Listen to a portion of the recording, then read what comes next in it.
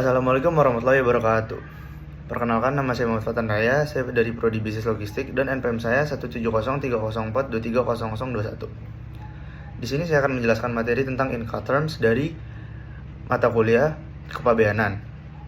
Oke, Incoterms atau International Commercial Terms adalah kumpulan istilah yang dibuat untuk para penjual dan pembeli dalam kegiatan perdagangan internasional, khususnya dalam pengapalan barang atau shipment. Dalam Incoterms, hak dan kewajiban pembeli atau yang bisa disebut dengan importir serta penjual yaitu eksportir mengenai pengiriman barang dijelaskan menggunakan istilah-istilah. Hal-hal yang dijelaskan meliputi lingkup tanggung jawab pada saat pengiriman barang, penanggung jawab proses pengiriman barang, penanggung biaya pada saat pengiriman barang, atau penggunaan biaya yang timbul dan penanggung risiko bila terjadi perubahan kondisi barang yang terjadi akibat proses pengiriman barang. Oke, siapa sih yang menerbitkan Incoterms? Incoterms ini dikeluarkan oleh Kamar Dagang Internasional atau International Chamber of Commerce atau ICC. Oke, yang pertama Incoterms 2020 untuk multimoda transport. Yang pertama ada Xworks. Jika kita menggunakan term ini, maka kewajiban eksportir sangatlah minim dalam pengiriman barang. Atau dengan kata lain, eksportir tidak bertanggung jawab sama sekali dalam pengiriman barangnya kepada importir. Jadi, dalam term ini, eksportir cukup mempersiapkan dan mengemas barangnya. Setelah itu, importirlah yang berkewajiban menanggung semua biaya, resiko, transportasi barang mulai dari tempat origin, yaitu tempat eksportir, sampai tujuan akhir ke tempat importir. Oke, yang kedua ada free carrier. Dalam term ini, pihak penjual hanya bertanggung jawab untuk mengurus izin ekspor dan menyerahkan barang ke pihak pengangkut di tempat yang telah ditentukan, biasanya ada di kantor atau gudang milik pengangkut atau freight forwarder di negara eksportir. Yang ketiga ada CPT atau Carriage Pay To. Dalam term ini, pihak penjual menanggung biaya pengangkutan sampai barang tiba di negara importir dan belum dibongkar dari pesawat, yang biasanya belum diurus oleh custom clearance di negara importir. Yang keempat, kita masuk ke CIP, yaitu Carriage and Insurance Pay To, sama seperti CPT, namun jika memakai terms ini, pihak penjual wajib membayar premi asuransi pengangkutan terhadap barang yang dikirim. Oke, yang kelima ada DPU atau Delivered at Place Unload. Term ini merupakan versi pengganti dari term DAT, Delivered at Terminal, pada Incoterms pada tahun dulu, yaitu 2010. Jika memakai term ini, maka tanggung jawab penjual sampai di tempat penimbunan barang pada saat barang tiba di port negara tujuan. Jika dalam term DAT disebutkan secara spesifik titik perpindahan barang. Tanggung jawabnya yaitu di terminal atau gudang, container yard, or CFS, and terminal kereta api, terminal pesawat udara, atau tempat yang sejenis. Pada term DPU ini tidak disebutkan secara spesifik titik perpindahan tanggung jawabnya.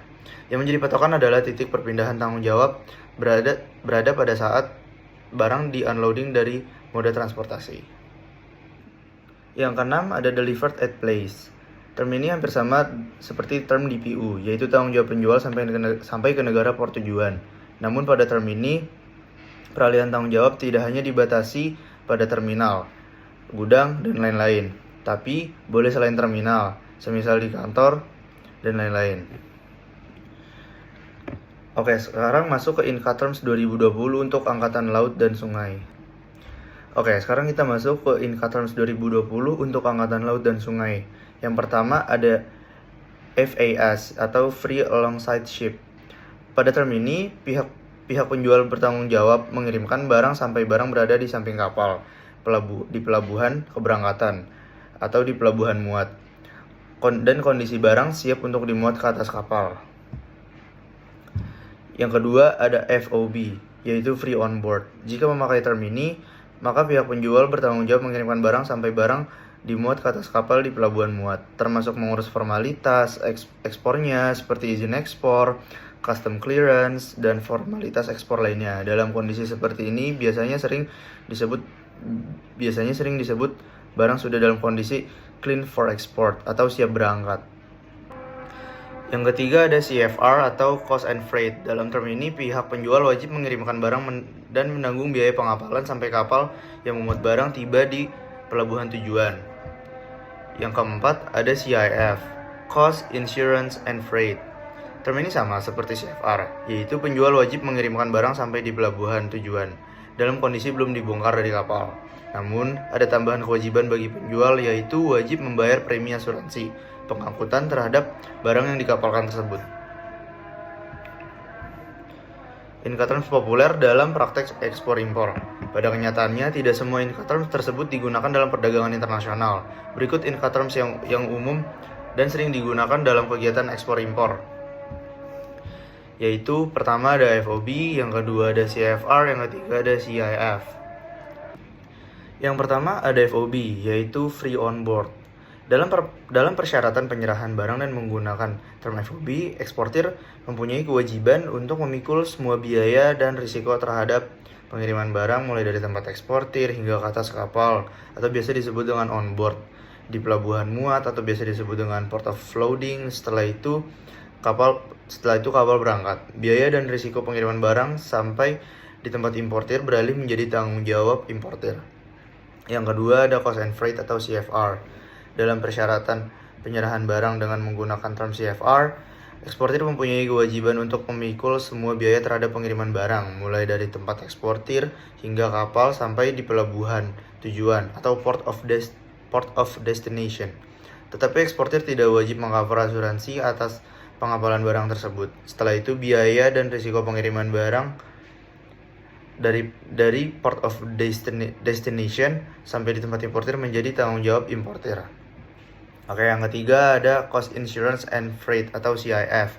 Dalam persyaratan penyerahan barang dengan menggunakan term CIF, eksportir mempunyai kewajiban untuk memikul semua biaya terhadap pengiriman barang, mulai dari tempat eksportir hingga pelabuhan tujuan atau port of destination.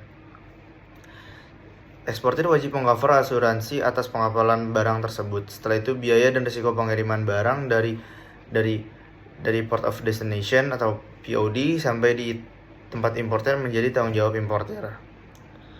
Yang terakhir ada struktur biaya dalam shipment ekspor impor. Di dalam aktivitas pengapalan barang atau shipment ekspor impor, banyak item biaya yang muncul dan terkadang ada biaya-biaya yang sifatnya as condition dan menyesuaikan dengan kondisi pengapalan tersebut. Misal untuk shipment barang yang sifatnya berbahaya atau dangerous goods biasanya akan memerlukan biaya yang lebih tinggi dibandingkan dengan barang biasa atau general product. Karena untuk barang dangerous goods biasanya memerlukan handling khusus pada saat pengapalan. Contoh seperti pengemasannya, treatment terhadap fisik barangnya, dan lain sebagainya. Sekian penjelasan dari saya, kurang lebihnya mohon maaf. Wassalamualaikum warahmatullahi wabarakatuh.